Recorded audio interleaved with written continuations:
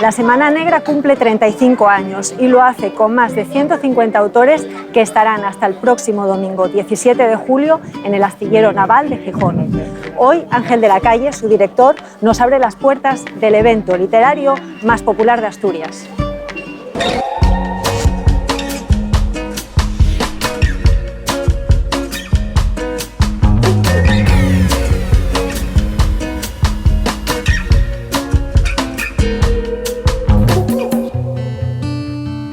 Bueno, Ángel, muchas gracias por abrirnos la puerta de tu casa de esta Semana Negra. Gracias a vosotros por estar aquí. Es la 35ª edición, el primer año que volvéis después de la pandemia al Naval, y también es la primera vez después de haber recibido esa concesión de la Medalla de Oro a las Bellas Artes. Después de estas casi 48 horas de Semana Negra, ¿qué sensaciones tienes? Hombre, las sensaciones son positivas porque el tiempo ayuda mucho y eso en Gijón ya sabes que siempre nos pone muy contentos, el buen tiempo.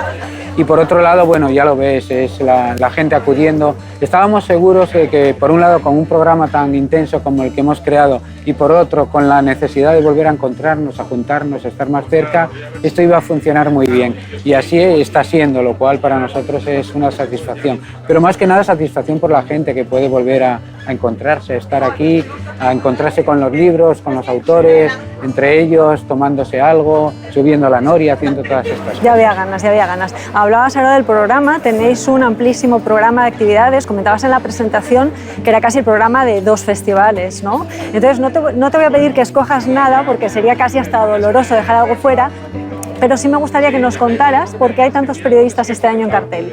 Sabes, la Semana Negra siempre está muy a pie de calle con lo que está pasando. La parte literaria necesita más tiempo, una novela para hacerse, pero el periodismo es literatura también cuando es buen periodismo y es más en lo inmediato.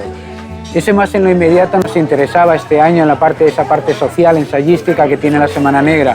Y hay un buen número de periodistas, algunos muy mediáticos, que han estado escribiendo libros este año tratando temas sociales, temas de lo que está pasando en la sociedad. Nombres que conoce casi todo el mundo, ¿no? Teníamos a Jesús Cintora, tenemos a Antonio Maestre, Patricia Simón, Berna González Arbur, en fin, Rosa Montero, que aunque como escritora es también una periodista destacada, Marta Robles, sin duda. Toda esta gente y los que se me están olvidando, queríamos que estuviesen, que hablasen de sus libros por un lado y por otro que estén en charlas del tipo de libertad de expresión en tiempos de guerra, ¿no? Que nos parece que es un tema importante e interesante a tratar porque, bueno, el hecho de que ellos comentan siempre de que la libertad de expresión, desde que se inventó la imprenta, es la libertad del dueño de la imprenta. Bueno, en tiempos complicados los periodistas a veces aportan, además de información, vías de escape, ¿no? Y de eso queremos tratar en la Semana Negra con esta gente de evidente nivel y altura.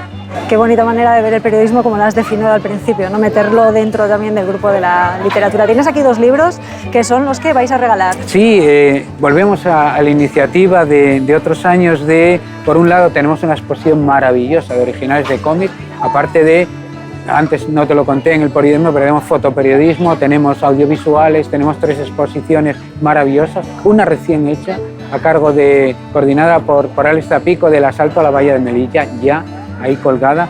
Y por otro lado, lo que te decía, tenemos la exposición de originales del Presas Fáciles de Milán Soprado, la historia que hacía de género negro, probablemente el dibujante más internacional español y más publicado en el extranjero y más premiado, que trataba el tema de las preferentes de fondo. Y el nuevo libro que aún no ha salido, pero que ya adelantamos en la Semana Negra, que va sobre pornografía infantil, con sus personajes policías de siempre.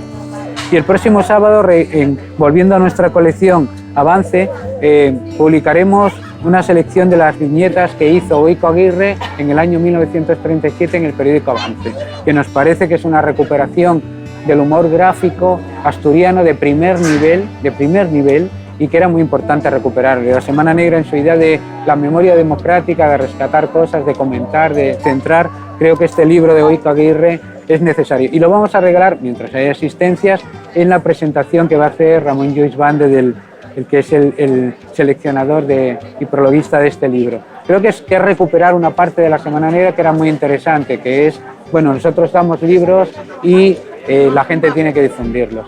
Sí, sí, y es un regalazo, desde luego. Un libro siempre es un excelente regalo. Hablábamos de este amplio programa que no solo lo vamos a poder disfrutar los que vengamos a Gijón, sino que además gracias al streaming se podrá ver desde cualquier parte del mundo. ¿Cómo es esta parte? Muy importante, porque en esto también tenéis mucho que ver vosotros, es decir, la repercusión mediática de la Semana Negra, más allá de esta invención nueva que vino con el COVID, si por decir algo positivo que tuviera, fue esto, el que nos están viendo en todo el mundo, en tiempo en directo y en tiempo en diferido, porque el canal de la Semana Negra emite en directo lo que hay en una carpa y continúa con lo que hay en las otras, de tal forma que en Latinoamérica están viendo, en Norteamérica, que es el segundo país, Estados Unidos, que más nos sigue, pero tiene 50 millones de hispanohablantes, claro.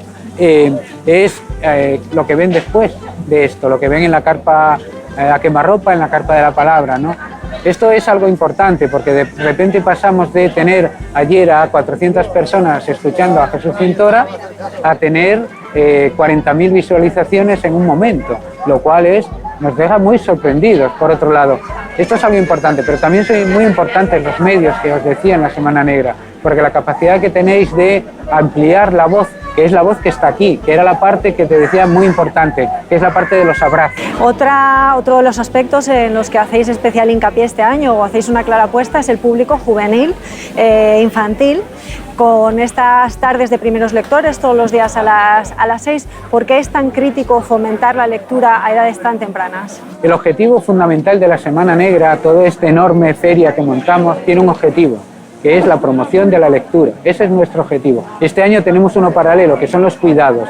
Es decir, hemos adaptado el recinto de la Semana Negra y las actividades para intentar de que tal como entraste de salud, sanitariamente hablando, en la Semana Negra, salgas. Esa es nuestra idea haciendo los cambios que hemos hecho, ¿no?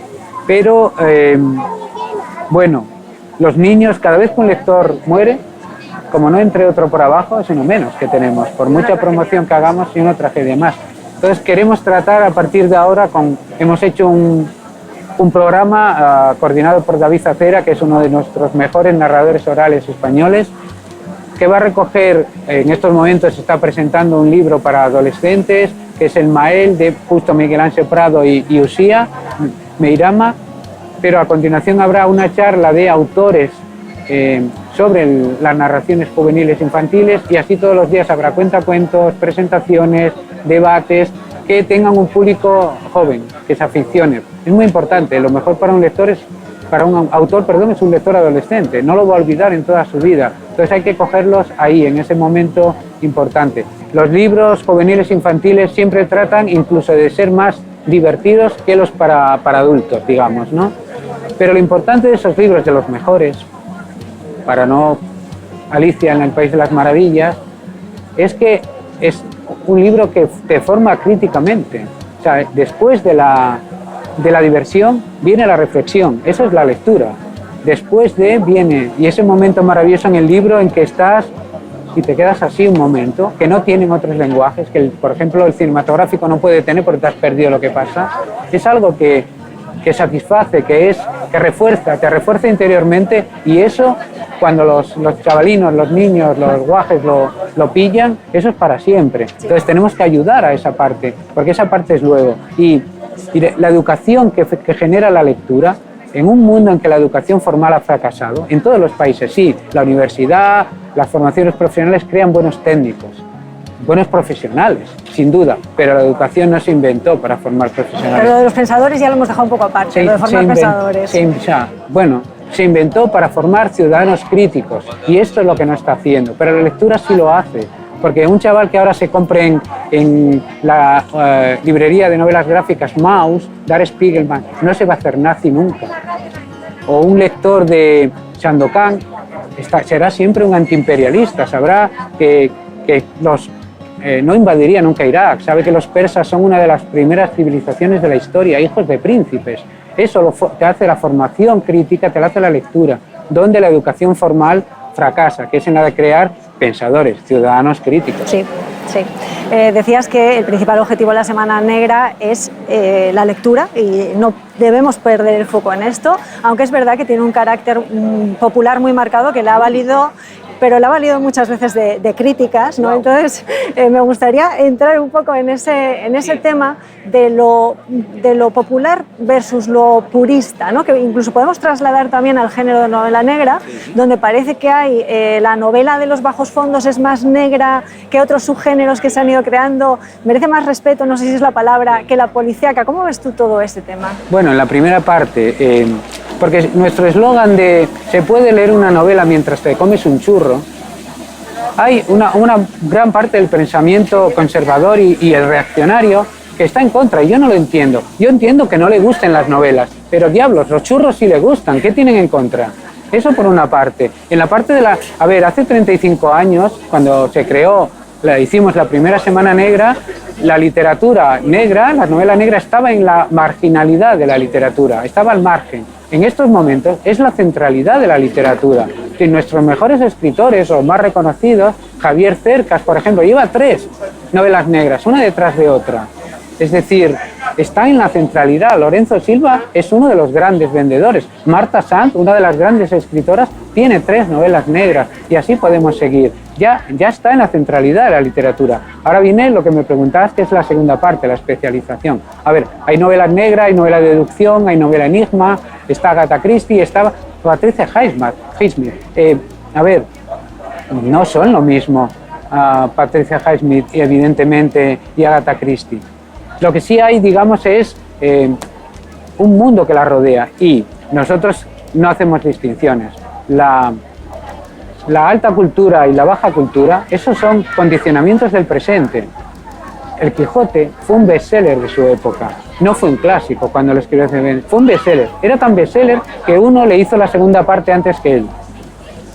Entonces, no hacemos, es la calidad y es los lectores. En el futuro no sabemos lo que va a ser apreciado. Y hablando de cosas populares y poco puristas, el Rufo de este año tiene una pose muy instagramer. Háblanos un poco de él. ¿Por qué esta pose del corazón? Bueno, porque mucha gente, claro, es una idea de Instagram. A ver, el Rufo de este año, que mantiene la tradición de vestimentaria, por lo menos de los últimos años, en realidad yo lo defino vistiendo como un siciliano siatero, para entendernos aquí en Asturias.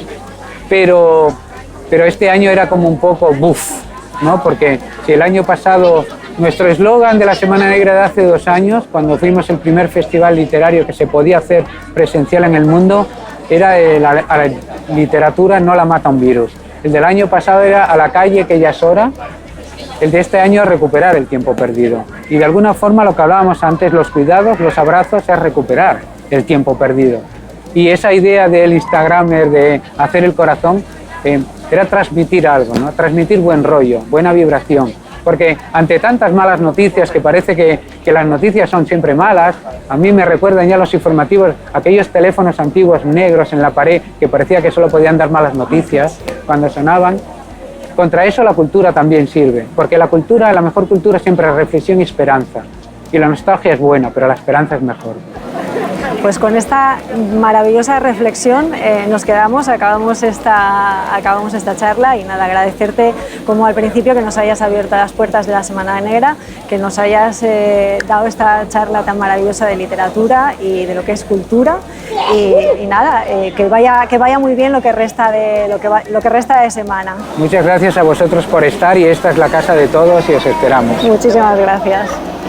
Y a vosotros, nada más que animaros a que vengáis a la Semana Negra hasta el próximo domingo 17 de julio, que vengáis a la Semana Negra, que disfrutéis de la Noria, pero también que compréis muchos libros, porque siempre es una buena época para leer, pero el verano es un momento especialmente propicio, así que venid cargados de libros y disfrutarla. Y os espero la semana que viene en Tendencias del canal Prestoso.